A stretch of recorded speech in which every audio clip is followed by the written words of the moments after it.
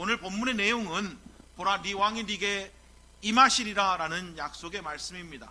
사실 이 약속은 예수님의 재림에 대한 약속인데 우리에게는, 믿는 우리에게는 이미 우리의 왕이 우리 가운데 임하시지 않았습니까? 우리의 왕을 오늘 바라보는 시간이 되었으면 좋겠습니다. 우리에게 왕이 있다는 말은 그가 우리를 지키시고 보호하시고 그가 우리를 돌보신다고 하는 그런 약속입니다. 나에게는 왕이 있어, 나에게는 주인이 있어, 나에게는 선한 목자가 있어, 나에게는 신랑이 있어, 나를 지키시고 보호하시는 분이 계셔 라고 하는 믿음이 오늘 기도 가운데 나온 여러분 가운데 있기를 주님의 이름으로 축복합니다. 우리 스가랴서 9장 9절부터 17절까지 말씀인데 우리 한 절씩 교독하시고 마지막 17절은 다 같이 함께 읽도록 그렇게 하겠습니다. 시온에 따라 크게 기뻐할지어다. 예루살렘에 따라 즐거이 부를지어다. 보라 네 왕이 네게 임하시나니 그는 공의로 우시며 구원을 베푸시며 겸손하셔서 나귀를 타시나니 나귀의 작은 것 곧 나귀 새끼니라.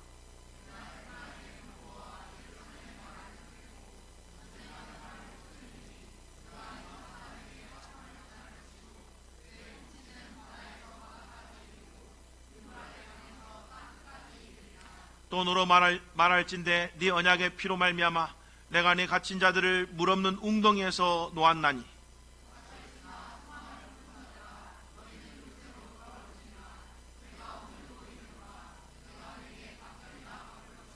내가 유다를 당긴 활로 삼고 에브라임을 끼운 화살로 삼으리니 시온아 내가 내 자식들을 일으켜 헬라 자식들을 치게 하며 너를 용사의 칼과 같게 하리라.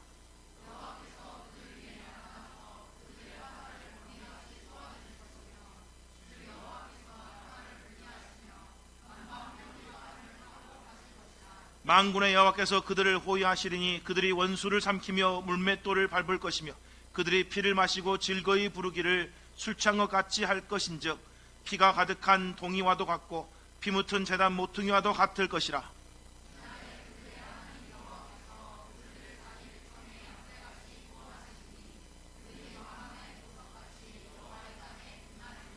그의 형통함과 그의 아름다움이 어찌 그리 큰지 곡식은 정령을 새 포도주는 천연을 강건하게 하리라. 아멘. 아멘. 이제 우리가 스가랴서 9장을 함께 보게 되는데 스가랴서 1장부터 8장까지는 성경에 보니까 다리오 왕 제2년 8월부터 다리오 왕 제4년 9월까지 있었던 하나님이 스가랴에게 주셨던 환상과 계시를 기록하고 있는 내용이라고 그렇게 적혀 있습니다. 다리오 왕 2년은 BC 520년을 가리킵니다. 그러니까 BC 520년에서 518년까지 약 2년 동안 하나님이 스가랴를 통해서 보여주신 환상과 계시를 기록해 놓고 있는 내용이 스가랴서 1장부터 8장까지의 내용이죠. 그 내용을 통해서 아직 황폐된 성전이 재건되지 않았습니다. 그래서 성전을 재건하도록 지금 이스라엘 백성들을 격려하시고 계시는 그런 모습을 우리에게 보여주셨습니다. 그리고 성전이 재건될 뿐만 아니라 영적 부흥을 도모하라고 격려하십니다. 공의를 행해라, 하나님 뜻대로 살아라, 이러면서 우리가 그렇게 격려하는 내용이 앞에 있는 내용이었죠. 그리고 마침내 스가랴 선지자, 학개 선지자들, 또 특별히 다리오 왕의 지원으로 말미암아 성전이 BC 516년에 완공되게 됩니다. 재건되게 되는 거죠. 그리고 나서 학자들은 이제 우리가 읽은 이 스가랴 9장부터 마지막 14장까지는 스가랴 선지자의 말기, 그러니까 BC 480년부터 470년 성전이 건축되고 나서 한참 후에 스가랴에게 주신 그런 말씀들을 기록하고 있다고 그렇게 추측을 합니다. 그 이유가 뭐냐면 스가랴서 1장부터 8장까지는 산문 형식으로 기록되어 있습니다. 그런데 스가랴서 9장부터는 시 형식으로 애언되어 있는 내용입니다. 시로 되어 있다. 시로. 그러니까 완전히 문학적으로 형식이 달라졌다라고 하는 그런 이야기인 거죠. 특별히 스가랴서 9장부터 11장은 재림하실 예수 그리스도에 대한 애언을 담고 있습니다. 그리고 스가랴서 12장부터 14장까지는 9장부터 11장까지는 초림하는 우리 이 땅에 임하실 왕으로 오실 메시아 예수 그리스도의 초림 사건에 대한 애언을 담고 있는 내용이고 12장부터 14장까지는 재림하실 예수 그리스도 그리고 그가 이 땅에 오셔서 통치하실 나라에 대한 애언을 담고 있는 그런 내용이다라는 이야기죠. 그러니까 스가랴서 9장부터 14장까지는 예수 그리스도의 초림과 재림에 대한 애언을 담고 있는 그런 내용입니다. 특별히 오늘 읽었던 이 본문을 통해서 예수 그리스도가 왕으로 이 땅에 오실 거라고 하는 애언을 해주고 계시고, 예수 그리스도가 왕으로 오시면 구원받은 하나님의 백성들이 영광 가운데 임하게 될 거다. 오늘 마지막에 보니까 16절에 뭐라고 되어 있습니까? 왕관의 보석같이 여호와의 땅에 빛나리다 라고 그렇게 언급하고 있습니다.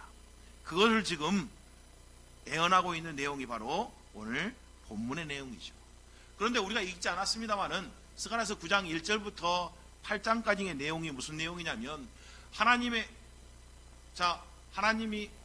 왕을 보내주시는데, 자기 백성을 구원할 왕을 보내주시는데, 그 왕을 보내주시기 전에 이방인들을 심판하실 거라고 하는 내용이 1절부터 8절까지 있는 그런 내용입니다. 하나님의 심판이 이스라엘 백성들의 대적 가운데, 하나님의 백성의 대적 가운데 임할 겁니다 라고 하는 그런 이야기인 거죠. 그리고 하나님의 백성들의 대적 가운데 심판이 임한다는 것은 곧 하나님의 백성의 구원이 임박했다고 하는 증거입니다 라고 그렇게 지금 이야기를 하고 있는 겁니다. 우리가 다 알고 있는 출애굽 사건에서도 애굽 땅에 10가지 재앙이 애굽 백성들에게 임했잖아요. 그렇죠? 그 재앙이 임하고 있는 그 모든 순간순간들은 지금 뭐 한 거예요? 하나님의 백성들에 대한 구원이 가까이 왔다라는 것을 보여주고 있는 사건이었던 거죠. 마찬가지로 예수 그리스도가 이 땅에 오기 전에 하나님의 심판이 먼저 이방 땅에 임하게 될 거라고 그렇게 이야기합니다. 1절 말씀 보니까 하드락, 다마섹, 2절엔 하맛이라고 하는 팔레스타인 북쪽 시리아 지역에 하나님의 심판이 임할 거라고 그렇게 경고하는 말씀이 나옵니다. 그런데 이 심판이 일시적인 것이 아니고 그 심판이 그곳에 머물리라 라고 그렇게 2절에는 표현하고 있습니다. 그러니까 이 심판은 지속된다라고 하는 그런 거죠. 그리고 이 심판을 어느 누구도 피해갈 수가 없다라고 지금 경고하고 있는 겁니다. 그리고 이스라엘 이방인 가운데 하나님의 심판이 임하면 이제 하나님 백성 가운데 구원이 임박했음을 너희가 알라라고 하는 그런 이야기입니다. 그리고 마침내 이 심판이 BC 322년 알렉산더 대제에 의해서 온전하게 성취가 됩니다.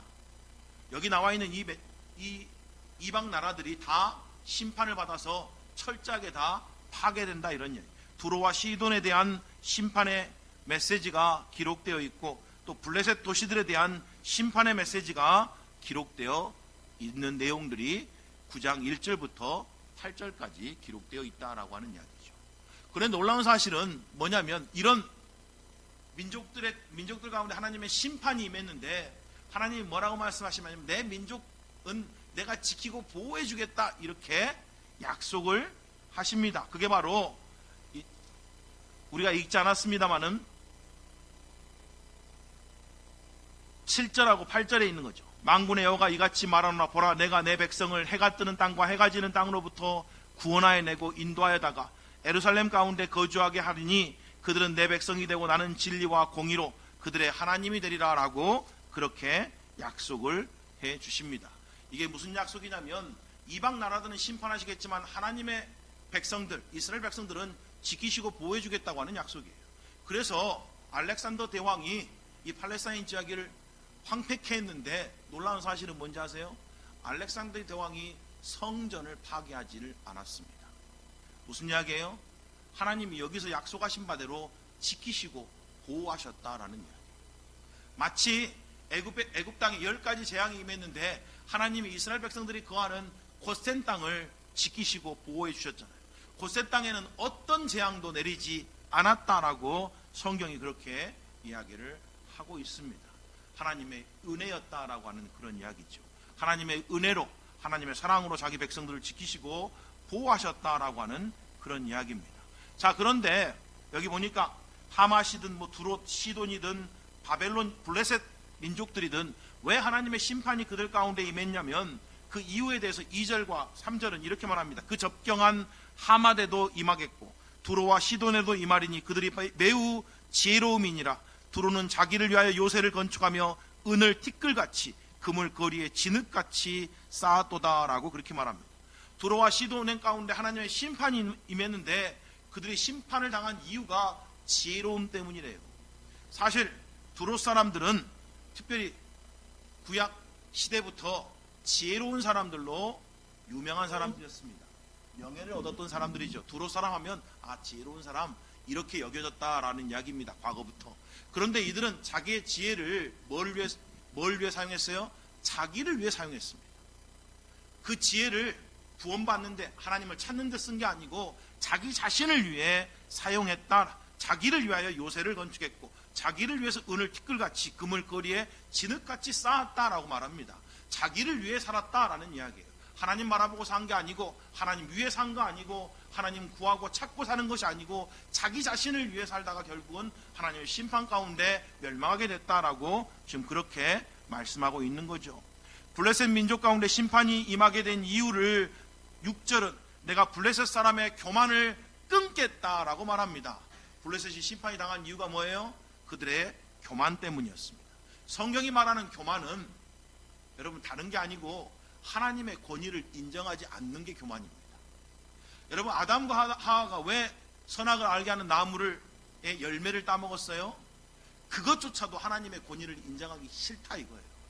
그래서 내가 하나님같이 되고 싶다. 하나님이 딱 한 가지를 정했는데 요 열매만 먹지 말고 다른 모든 걸 마음껏 먹으라 했는데 그거 한 가지조차도 내가 하나님의 권위에 순종하고 싶지 않다 이 말이에요. 그래서 내가 그들이 마음에 뭐라고 해도 스스로 하나님 되고 싶었대요. 그게 교만입니다. 그래서 성경이 말하는 교만은 하나님 말씀, 하나님의 권위에 무릎 꿇지 않는 게 교만입니다. 그냥 막 어깨에 뽕 들어간 이런 게 교만이 아니고 겉으로는 겸손해도 마음속으로 하나님 말씀 앞에 굴복하지 않는 사람들, 이건 영적으로 교만한 사람들입니다. 하나님이 이런 사람을 대적하신다고 말하죠. 그럼 겸손한 사람은 뭐예요? 세상에서 당당해도 세상에서 정말 자신만만한 사람이어도 겸손한 사람은 어떤 사람이에요? 늘 하나님의 말씀 앞에는 무릎 꿇지 않은 사람을 성경은 겸손한 사람이라고 이렇게 말한다는 이야기예요. 우리가 보는 것처럼 그냥 단순히 성품이 온유하고 이런 차원이 아니고 사실은 교만과 겸손의 영적인 의미는 하나님 말씀 앞에 굴복하냐 그러지 않느냐의 차이라는 이야기입니다. 그리고 하나님은 겸손한 자에게 뭐 한다 그랬어요? 더 큰 은혜를 베푸신다라고 말했습니다. 블레셋은 교만했는데 어떤 교만이에요? 하나님을 하나님으로 인정하지 않았습니다. 그래서 성경에 보니까 교만한 사람들은 하나님이 없다라고 말한대요. 그래서 하나님이 없으니까 자기 마음대로 살겠다는 이야기죠. 자기 뜻대로 살겠다는 이야기죠. 자기가 하나님 돼서 살겠다고 하는 그런 이야기 아니에요. 그렇죠? 그래서 야고보서 4장에 보니까 죄라는 것은 다른 게 아니고 하나님의 뜻이거든 이것도 하고 저것도 하겠습니다라고 하는 거에 선인데, 죄라고 하는 것은 선을 행치 않는 게 죄라 그러잖아요. 근데 그 선이라고 하는 건 다른 게 아니고 하나님을 인정하지 않는 것을 말한다는 이야기예요. 그리고 거기서 말하는 선은 늘 내 삶 가운데 하나님을 인정하는 삶을 가리켜서 선이라고 가르치고 있는 거예요. 거기서 말하는 선은 착한 일을 말하는 게 아닙니다. 늘 하나님은 계셔. 하나님의 뜻이면 이것도 하고 저것도 해야 되는 거야. 이런 마음으로 살아야 되고, 하나님의 뜻이면 내가 이렇게 하겠습니다 라고 해야 되는데, 그렇지 않고 한 비즈니스맨이 뭐라고 말해요? 자기가 1년 동안 먼 도시에 가서 자기 스스로 돈 벌어서 그렇게 부를 쌓겠다고 스스로 자랑했잖아요. 그렇죠? 그걸 가리켜서 야고보서는 죄다라고 이야기한다. 하나님의 뜻을 쫓지 않고 자기 스스로 자기 인생을 계획하고 자기 스스로 자기가 이것저것 자기 마음대로 하려고 하는 그런 성향을 성경은 죄의 본질이고 죄의 근본이고 그것이 교만이다라고 이야기를 하고 있다라는 이야기죠. 그래서 그들이 블레셋이 하나님의 심판 가운데 멸망하게 된다라고 그렇게 이야기합니다. 그런데 우리 하나님이 은혜로우신 분이시잖아요. 좋으신 분이시잖아요. 그래서 7절에 보면 남은 자들을 하나님이 죄송하네, 제가 엉뚱한 것을 읽었네요. 8절을 읽었고요.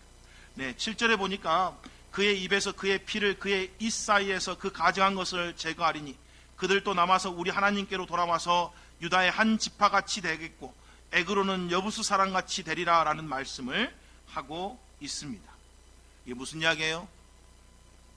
하나님께서 블레셋에서 죄악을 제하시고 나서 그 남은 자들을 구원해 주시겠다라고 그렇게 이야기합니다. 그러니까 이 약속에는 뭐가 담겨 있는 거예요? 하나님이 이스라엘 백성들만, 이스라엘 남은 자들만 구원하신 게 아니고 이방인들도 구원해 주시겠다는 약속이 포함되어 있는 거잖아요. 그렇죠? 왕이 오시면 이스라엘 백성들만 구원받는 게 아니고 이방인들에게도 구원의 문이 열릴 것이라고 하는 걸 미리 보여주고 계시는 그런 내용이다라고 하는 이야기입니다. 무엇보다도 제가 아까 잘못 읽었는데 엉뚱한 곳을 읽었습니다. 9장 8절은 내가 내 집을 둘러 진을 쳐서 적군을 막아 거기 왕래하지 못하게 할 것이라. 포악한 자가 다시는 그 지경으로 지나가지 못하리니 이는 내가 눈으로 친히 봄이니라. 내 집을 둘러 진을 쳐서 보호해 주시겠다라고 하는 말씀이 아까 제가 말씀드린 그겁니다. 그리스 군대가 쳐들어왔는데 다른 모든 이방인들을, 이방 나라들을 파괴했는데 하나님의 백성들에게만 해를 끼치지 않았다는 이야기, 하나님의 성전을 건드리지 않았다는 이야기입니다. 그 이유가 뭐라고요? 하나님이 미리 알려주셨어요. 내 집을 둘러 친쳐서 내가 보호해주겠다라고 하는 그 약속이 성취되었다라고 하는 그런 이야기입니다. 하나님이 우리의 영혼을 지켜주십니다. 그렇잖아요? 그래서 우리의 영혼의 구원이 확실하다고 우리는 믿는 사람들입니다. 우리가 구원받았으면 우리는 하나님 안에서 안전합니다. 이 땅 가운데 어떤 일을 당한다 할지라도 우리의 영혼은 안전합니다. 반드시 하나님이 우리를 그의 나라 가운데로 이끌어 들이실 겁니다. 그러니까 성경이 뭐라고 말해요? 두려워하지 말라 그럽니다. 염려하지 말라 그럽니다. 우리는 더 고차원적인 것을 바라보고 삽니다. 지난 수요일 날도 하늘의 것을 생각하라 라는 말씀으로 우리가 말씀을 들었는데, 그럼요, 하늘의 것을 생각해야 됩니다. 왜요? 거기에 우리 주님 계시니까요. 그곳에 우리 주님 하나님 우편에 앉아 계십니다. 우리를 위해서 간구하시고 계십니다. 우리를 맞이할 준비를 하고 계시는 분이시죠. 그러니까 우리가 이 땅을 살아가는 동안 두려워하거나 염려하거나 무서워하지 말고 담대하게 믿음으로 살라고 격려하고 계신다라는 이야기죠. 우리가 마태복음을 계속 살펴보고 있는데 마태복음 4장에 보면 이방의 빛 대신 예수님이 가나안 가버나움 땅에 임했대요. 스볼론 땅과 납달리 땅과 요단 저편 해변길과 이방의 갈릴리 가운데 임했다라고 그렇게 이야기합니다. 빛이 비추어졌다라고 그렇게 말씀을 하고 있는 거죠. 자, 이렇게 이제 주님 오실 길이 예비되었습니다. 이 일들이 다 이미 성취가 됐죠. 그리고 마침내 우리 주님이 9절에 보니까 임하시는데 어떻게 임해요? 시온에 따라 크게 기뻐할지어다, 예루살렘에 따라 즐거이 부를지어다. 보라, 네 왕이 내게 임하시나니 그는 공의로우시며 구원을 베푸시며 겸손하여서 나귀를 타시나니 나귀의 작은 것 곧 나귀 새끼니라. 우리 주님이 나귀를 타고 입성하시는 장면 여러분 다 아시죠? 복음서에 너무 유명한 장면이잖아요. 우리가 늘 정료주일 때 늘 읽는 그런 본문 아니에요? 우리 주님이 마지막 예루살렘을 입성하셨을 때 십자가를 지시기 위해서 예루살렘 입성하기 전에 작은 나귀를 타고 예루살렘 성을 들어가시는 장면이 성경에 기록되어 있잖아요. 그리고 예루살렘 백성들은 호산나 다윗의 자손이라고 찬양을 하는 장면들이 기록되어 있지 않습니까? 이게 무슨 이야기예요? 예수 그리스도가 왕으로 지금 자기 백성 가운데 입장하고 계신다, 입성하고 계신다는 것을 보여주고 있는 내용입니다. 사실. 그리고 오늘 이 9절의 본문을 성취하고 있는 그런 내용이죠. 그러니까 예수 그리스도가 바로 왕이시다는 이야기예요. 그분이 왕으로 오셨다라는 걸 가시적으로 보여준 사건이었다는 이야기입니다. 그는 공의로우시고 그래서 구원을 베푸시고 무엇보다도 예수님이 초림하실 때는 겸손하신 분으로 이 땅에 오신다라는 것을 우리에게 보여주고 있는 거죠. 그리스도가 왕으로 이 땅에 오셨으니까 시온의 딸들아 크게 기뻐할지어다, 예루살렘에 따라 즐거이 부를지어다라고 그렇게 명령하고 계십니다. 그분이 왕으로 우리 가운데 임하셨습니다. 그래서 그가 우리에게 어떤 일들을 하십니까? 10절에 보니까 이렇게 됐습니다. 내가 에브라임의 병거와 예루살렘의 말을 끊겠고 전쟁하는 활도 끊으리니 그가 이방 사람들에게 화평을 전할 것이요 그의 통치하는 바다에서 바다까지 이르고 통치는 바다에서 바다까지 이르고 유브라스의 강에서 땅끝까지 이르리라 라고 되어 있습니다. 무슨 이야기입니까? 여기 보니까 병거와 말을 끊으시겠다는 말은 전쟁을 없게 하시겠다라는 이야기입니다. 그래서 예수 그리스도가 이 땅에 오셨는데 무슨 왕으로 오셨어요? 평화의 왕으로 오셨다 이 말입니다. 예수 그리스도가 이 땅에 평화의 왕으로 왔는데 아직도 세상에는 평화가 영원하지 않아요? 아니, 아직도 세상에는 평화가 없잖아요. 왜 그래요? 예수를 왕으로 모시지 않기 때문에 그렇습니다. 예수를 왕으로 모시는 자마다 그 마음 가운데 세상이 알지 못하는 평강이 임합니다. 세상이 알지 못하는 평화가 임한다고. 예수를 왕으로 모시는 가정마다 평화가 임하게 되어 있습니다. 불의하고 다투는 곳마다 예수가 왕으로 임하면 평화가 임하게 되어 있습니다. 그런데 문제는 예수님을 왕으로 인정하지 않기 때문에 그렇죠. 자, 예수님을 왕으로 인정한다는 게 대체 뭔 말이에요? 예수의 말씀에 복종한다는 말인 거잖아요. 단순히 예수를 왕으로 고백한다는 말이 아니고 예수의 말씀 앞에 무릎 꿇는다는 말이에요. 아무리 내 감정과 내 생각이 그래도 예수님이 말씀하시면 그 자리에서 무릎 꿇는 게 예수를 왕으로 모신다는 이야기인 거지, 단순히 입을 열어서 예수가 나의 왕입니다 이렇게 고백하는 정도의 그런 의미가 아니라는 이야기죠. 그렇죠? 다투는 부부 사이에 예수가 왕으로 오면 당연히 무릎 꿇게 되면, 예수 앞에 무릎 꿇게 되면 서로 피차 간에 복종해야 되는 거 아니에요? 그렇죠? 성경에 그렇게 말씀하셨잖아요. 부부들에게 피차 주 안에 서로 복종하라고, 피차 서로 사랑하라고 그랬으니까 이런 생각 저런 생각이 있더라도 예수가 왕이 되면 그 말씀 앞에 무릎 꿇게 되는 거잖아요. 그렇죠? 지금 그 이야기를 하고 있는 겁니다. 예수가 왕이 되면 우리의 삶 가운데 평화가 임하게 되어 있습니다. 예수가 왕이 되면 교회 가운데 평화가 임하게 되어 있습니다. 모든 사람이 예수의 말씀 앞에 무릎 꿇으면 이곳 가운데 평화가 임하게 되어 있습니다. 예수가 왕이 되면 이 땅 가운데 평화가 임하게 될 겁니다 라고 그렇게 지금 말씀하는 거예요. 많은 사람들이 그러잖아요. 아니, 왜 기독교 국가끼리도 싸우잖아요. 서로 그리스도인이라고 하면서 자기들끼리도 막 치고받고 다투고 서로 싸우잖아요. 맞습니다. 왜 그래요? 말은 예수가 왕이라고 하는데 실제적으로 예수의 말씀 앞에 무릎 꿇지 않기 때문에 그런 거 아니에요. 여전히 우리가 예수를 왕으로 실제적으로 그렇게 모시지 않기 때문 아니겠어요? 그렇잖아요. 그런데 우리 주님 다시 오시면 그분이 진짜 왕으로 임하십니다. 그래서 성경에 보니까 예수가 다시 오시면, 그가 다시 재림하시면 그가 철장으로 온 세상을 다스린답니다. 철장으로 다신다는 건 뭔 말이에요? 예수의 말씀에 굴복하지 않으면 그 즉시 심판하신다는 말이에요. 그래서 감히 사람들이 두려워서라도 하나님 말씀에, 예수님의 말씀에 굴복하는 나는 그런 날이 오게 된다라고 하는 그런 거 아니겠어요? 그렇죠? 그 천년왕국에 대한 묘사에 그게 나와 있습니다. 우리 주님이 왕으로 오신다고. 물론 진짜 구원받는 사람은 기쁨으로 주의 말씀에 순종하겠죠. 그렇죠? 근데 그러지 않는다 할지라도 육신을 입고 천년왕국 가운데 살아가는 사람들 중에도 속마음은 그러지 않는다 할지라도 두려워서라도 예수의 말씀에, 그 권세에 굴복할 수밖에 없는 시대, 그래서 온 세상 가운데 평화가 임하는 그런 시대가 온다고 성경이 그렇게 약속하고 있다, 이런 이야기예요. 그러니까 이 땅 가운데 이 전쟁과 불의와 이 악함이 사라지려고 하면 뭐 해야 되는 거예요? 주님 빨리 오셔야 되는 거예요. 그래서 성경은 마지막은 마라나타 주 예수여 오시옵소서라는 말씀으로 끝나는 거예요. 주님 오셔야지 이 땅에 진정한 평화가 임하게 될 겁니다. 우리는 그걸 믿습니다, 이 말이잖아요. 그런데 감사하게도 믿는 자들에게는 주님이 이미 오셨습니다. 우리의 삶에 진짜 예수가 왕이 되면, 그렇죠, 내가 먼저 예수를 왕으로 모시면, 내가 먼저 왕이신 예수님 말씀에 무릎 꿇으면 진짜 내 삶에 평화가 임한다고요.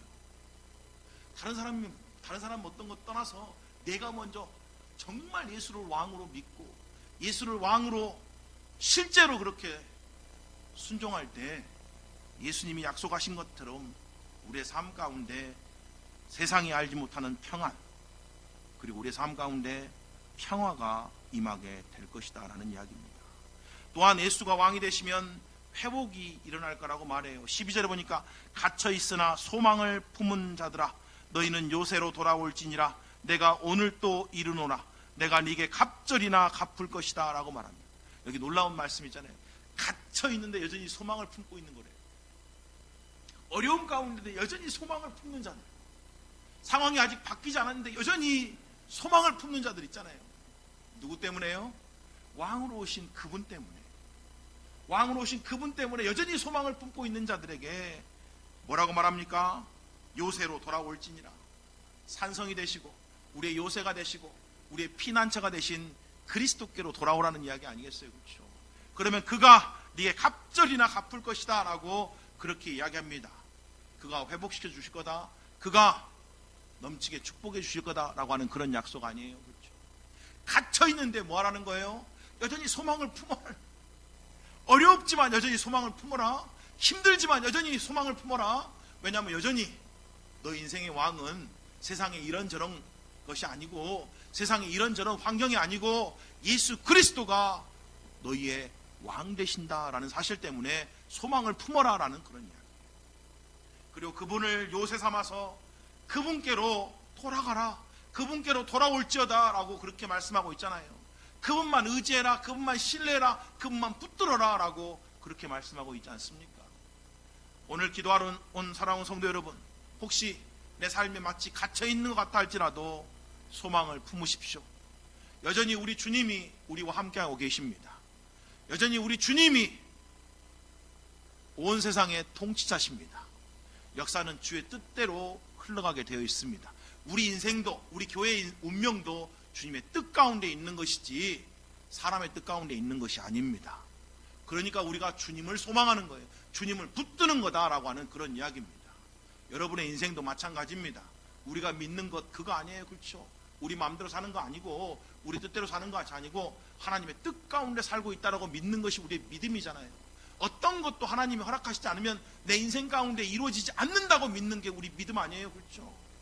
내 삶께 어려움이 있고 힘든 일이 있다 그러면 반드시 하나님의 선하신 뜻이 있을 겁니다. 그 안에서 우리가 어떻게 살아야 될지를 붙들고 여전히 뭐라는 거예요? 소망을 품어라, 주님만 신뢰하고 의지해라 라고 성경이 그렇게 말씀하고 있잖아요. 그렇죠? 고린도후서 1장을 저는 수없이 많이 묵상합니다만 고린도후서 1장에 보면 사도 바울이 뭐라고 말합니까? 살 소망이 끊어졌다 그래요.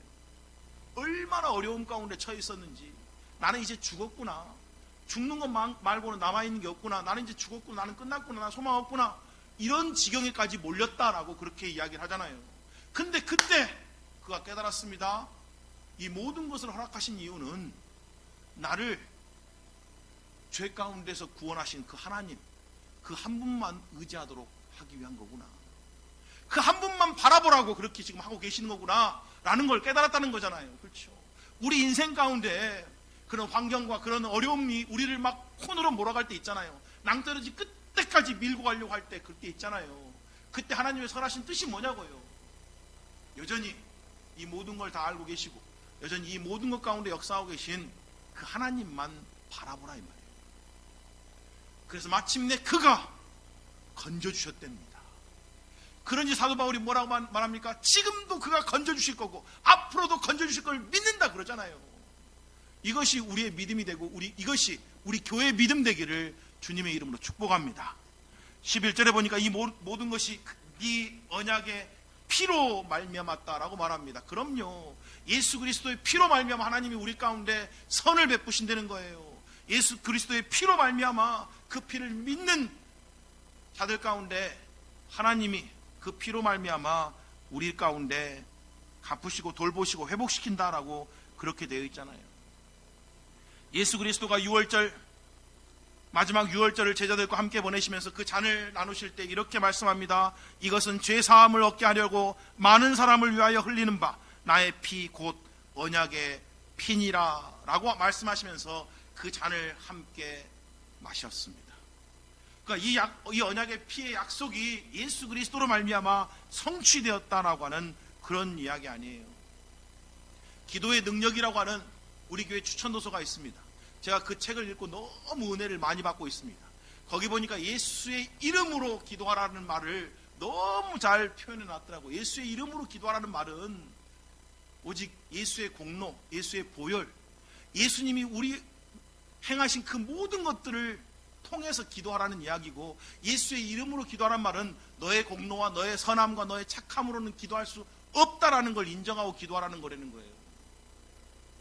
여러분, 우리는 아무리 착하게 살았어도 우리의 의는 하나님 앞에서 더러운 걸레 같습니다. 더러운 옷 같다고요. 우리는 어떤 삶을 살아도 하나님 보시기에 그 영광에 미치지 못할 죄인들입니다. 그러니까 우리는 하나님의 그 은혜 보좌 앞에 나가는 것조차도 우리의 공로와 우리의 열심과 우리의 종교적 삶과 우리의 선함으로 나갈 수가 없는 사람들입니다. 오직 예수 그리스도의 보혈을 의지해서 나가는 거예요. 오직 예수의 공로를 힘입어 나가는 거예요. 그게 바로 예수의 이름으로 기도한다라는 말의 의미라는 거예요. 오늘 우리가 기도하러 나왔는데 그의 피를 말미암아 그의 보혈을 힘입어 은혜 보좌 앞에 나와서 때에 따라 돕는 은혜를 얻고 돌아가시는 여러분이 되시기를 주님의 이름으로 축복합니다. 16절 17절만 다시 한번 읽겠습니다. 이날에 그들의 하나님 여호와께서 그들을 자기 백성의 양떼같이 구원하시리니 그들이 왕관의 보석같이 여호와의 땅에 빛나리로다. 그의 형통함과 그의 아름다움이 어찌 그리 큰지 곡식은 청년을 새 포도주는 처녀를 강건하게 하리라 라고 되어 있습니다. 예수 그리스도가 겸손의 왕으로 오셨습니다. 평화의 왕으로 오셨습니다. 그리고 마침내 주님 다시 오시면 이 모든 약속이 온전히 성취가 될 겁니다. 그리고 예수 그리스도를 믿는 자들은 우리 주님 다시 오시면 왕관의 보석같이 여호와의 땅에 빛나는 존재가 될 겁니다. 이걸 다른 성경은 예수 그리스도와 함께 왕노로 산다 이렇게 표현을 놨잖아요. 우리가 왕 같은 제사장이라는 거는 그 말씀이 실제로 역사하게 된다는 거예요. 그때는. 그래서 그것을 소망하면서 이 땅 가운데 뭐라는 거예요? 어떤 어려움과 어떤 역경이 와도 믿음으로 인내해라, 믿음으로 승리해라, 계속해서 주님 바라봐라, 주님께 소망을 둬라. 그리고 주님이 너를 지키시고 보호하셔서 반드시 그 여호와의 땅 가운데 마치 왕관의 보석같이 빛나게 하실 날이 임하게 될 것이다 라고 약속합니다. 사랑하는 성도 여러분, 정말 예수의 피로 말미암아 죄사함 받으셨습니까? 정말 예수의 피로 말미암아 그의 보혈로 말미암아 죄사함 받고 하나님의 자녀가 되는 분명한 확신 가운데 서 계십니까? 내 공로가 아니고 예수 공로 때문에 내가 하나님의 보좌 앞에 그의 거룩하신 임재 가운데 들어가서 우리가 담대하게 기도한다고 하는 그 약속이 우리에게 더욱 분명하게 각인되고 또 인식되고 또 그거 붙들고 오늘 기도하는 그런 시간이 되시기를 주님의 이름으로 축복합니다. 여러분, 하나님이 우리를 지키시고 보호하십니다. 갇힌 중에도 소망 가운데 나가십시오. 그분이 가장 선하고 가장 좋은 길로 우리를 인도해 주실 겁니다.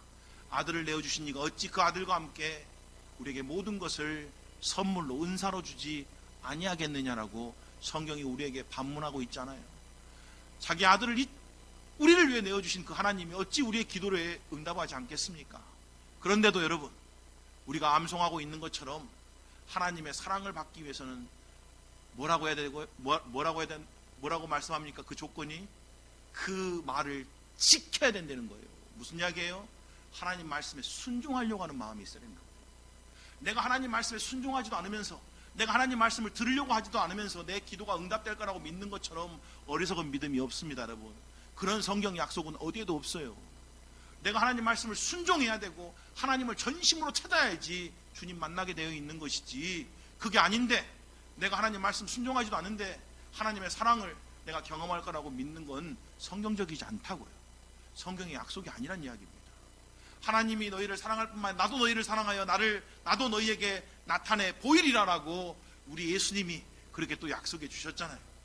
정말 예수님이 여러분 삶 가운데 영광 가운데 임하시기를 소망하신다면, 혹시 내 삶 가운데 혹시 내가 주인 되어서 내가 하나님 되어서 하나님의 권세에 하나님의 말씀에 순종하지 않고 내 뜻대로 살려고 한 게 있진 않은지 돌아볼 수 있었으면 좋겠습니다.